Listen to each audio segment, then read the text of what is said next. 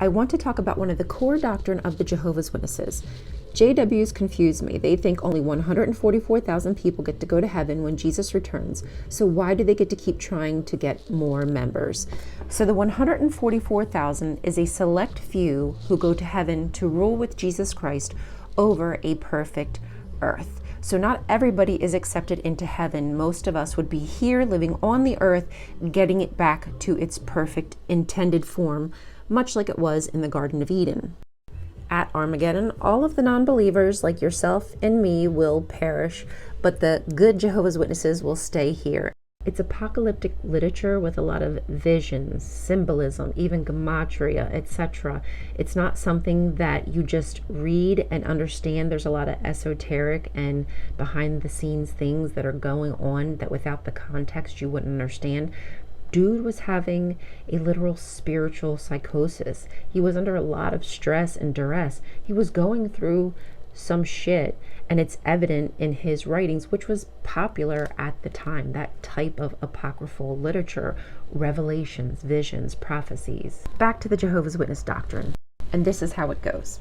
When I was a child, the 144,000 are those who partake in Jesus' memorial service. So once a year, they pass the wine, they pass the bread as a sacrament.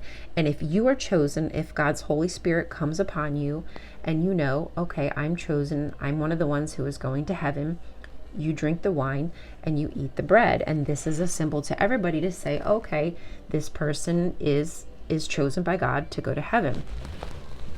When all of those people would pass away, Armageddon was nigh.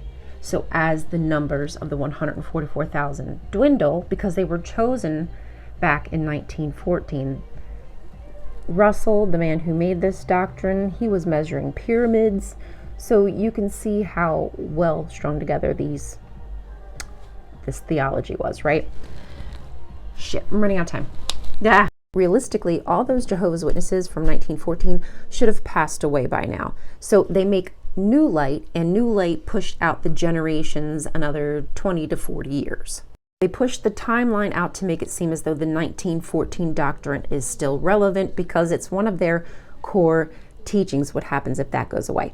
Anyway, take a look at these numbers. So this is the memorial partaker since 1948.